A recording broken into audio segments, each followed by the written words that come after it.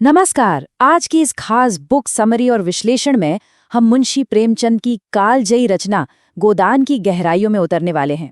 ये सिर्फ पन्नों पर लिखी कोई आम कहानी नहीं है, बल्कि एक ऐसा आईना है जो उस जिंदगी की कड़वी सच्चाई को दिखाता है जहां इंसान अपनी आखिरी सांस तक हाड़ तोड़ मेहनत करता है, लेकिन सुख हमेशा उससे कोसों दूर रहता है। तो चलिए बिना किसी देरी के इस चर्चा को शुरू करते हैं। जरा सोचिए, असली गरीबी आखिर है क्या? क्या सिर्फ जेब में पैसों का न होना गरीबी है, या भूख और मजबूरी? अगर हम थोड़ा गहराई से देखें तो समझ आता है कि सबसे बड़ी गरीबी वो होती है जहां कोई अपनी पूरी जिंदगी खून पसीना एक कर दे, लेकिन फिर भी उसे वो सम्मान न मिले जिसका वो हकदार है। और बिल्कुल यही वो दर्दनाक सच्चाई है जो इस पूरी कहानी की नींव है। कहानी को समझने से पहले हमें उस दौर में एक गाय की असली अहमियत को समझना होगा।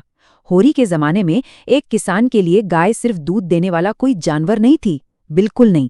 वो तो समाज में सम्मान, धर्म और एक बेहतर कल की उम्मीद का सबसे बड़ा प्रतीक थी। एक गरीब किसान का बस यही एक इकलौता सपना होता था, और यही छोटी सी, बहुत ही साधारण सी लगने वाली चाहत आगे चलकर होरी के जीवन की सबसे बड़ी त्रासदी बन जाती है। भाग 1, the setup and the fall, यानी कैसे सब कुछ शुरू हुआ और कैसे बिखर गया। अब जरा इस घटनाक्रम पर गौर कीजिए। पहले सालों साल की वो भयानक गरीबी जहां पूरा परिवार दिन रात कोल्हू के बैल की तरह पिसता है। फिर आखिरकार वो उम्मीद भरा दिन आता है जब होरी एक गाय खरीद लाता है। लगा कि चलो अब शायद किस्मत के दरवाजे खुलेंगे, लेकिन उसी रात सब कुछ खत्म हो जाता है। ईर्ष्या की आग में उस गाय को रहस्यमयी तरीके से मार दिया जाता है।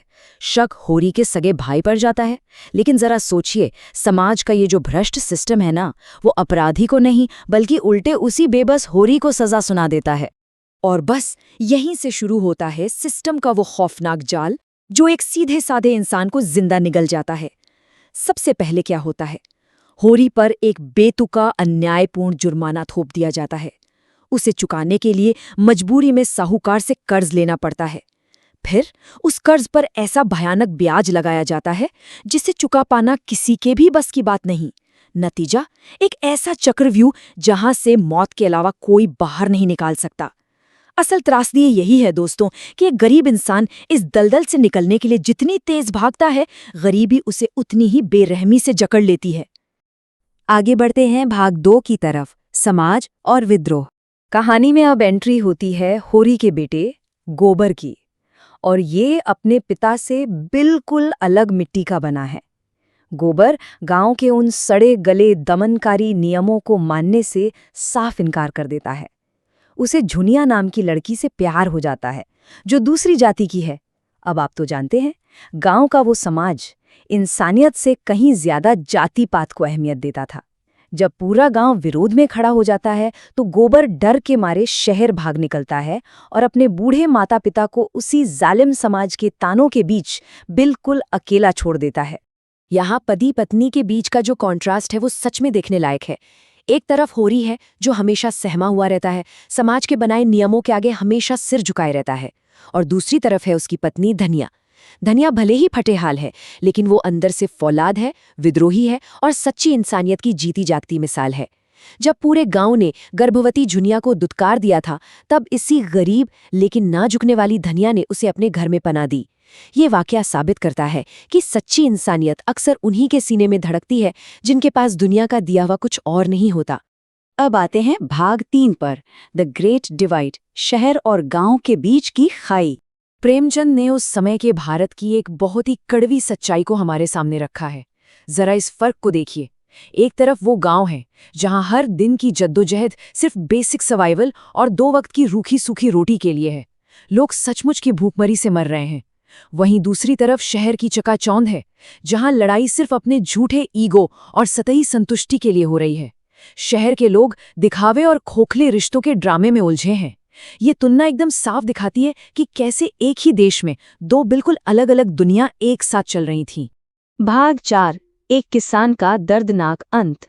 होरी की जिंदगी के आखिरी दिन सच में रोंगटे खड़े कर देते हैं। उम्र ढल चुकी है, शरीर अब जवाब दे रहा है, लेकिन वो जो सिर पर कर्ज का पहाड़ है ना, वो लगातार बढ़ता ही जा रहा है। अब उसे चुकाने की कोई उम्मीद भी नहीं बची।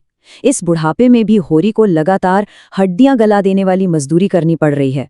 हर कदम पर जलालत, हर किसी के आगे हाथ जोड़ना, इन सब ने उसकी आत्मा को पूरी तरह से तोड़ कर रख दिया है। और अब हम इस बुक समरी के सबसे अहम मोड़ पर आते हैं। गोदान का असली मतलब क्या है? हिंदू मान्यताओं के अनुसार गोदान का मतलब है मृत्यु से ठीक पहले एक गाय का दान करना, ताकि मरने वाले की आत्मा को मोक्ष मिल सके, वैतरणी पार कर सके।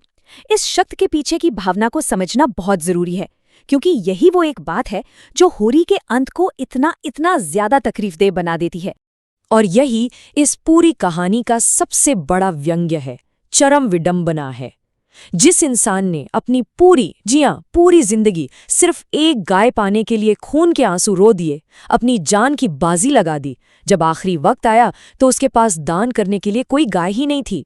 आखिर में धनिया को रोते हुए पंडित के हाथ में मजदूरी के चंद सिक्के रखकर रस्म पूरी करनी पड़ती है। होरी का वो इकलौता सपना बस एक सपना ही बनकर रह गया। भाग 5, आज का होरी। अब जरा आज के समय पर नजर डालते हैं। वक्त बदल गया, लेकिन क्या सच में कुछ बदला है? सिस्टम का जो मूल ढांचा है वो आज भी वैसा ही है। पुराने जमाने के जाल क्या थे? क्रूर साहूकार और गांव के वो जालिम नियम। और आज के जाल? कभी न खत्म होने वाली EMI, बैंक के भारी भरकम लोन और सोसाइटी का वो लोग क्या कहेंगे वाला जानलेवा प्रेशर। सिस्टम आज भी वही काम कर रहा है। ये मेहनत करने वाले आम इंसान को कभी ऊपर उठने नहीं देता, बस उसे कर्ज और टेंशन के बोझ तले दबाए रखता है।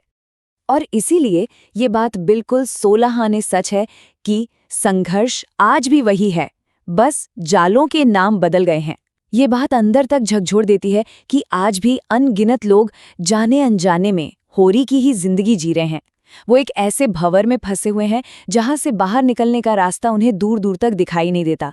इसी विचार के साथ हम इस बुक समरी विश्लेषण के अंत पर पहुंचते हैं। जाते जाते एक बहुत ही गहरा सवाल है जिस पर हम सभी को ठंडे दिमाग से सोचना चाहिए। क्या आज का इंसान भी कहीं न कहीं होरी बन चुका है? आज की इस EMI वाली दुनिया और चूहा दौड़ को देखते हुए ये सवाल हमें अपने आसपास की सच्चाई को एक बिल्कुल नए नजरिए से देखने पर मजबूर करता है। इस चर्चा में मेरे साथ बने रहने के लिए आपका बहुत बहुत शुक्रिया।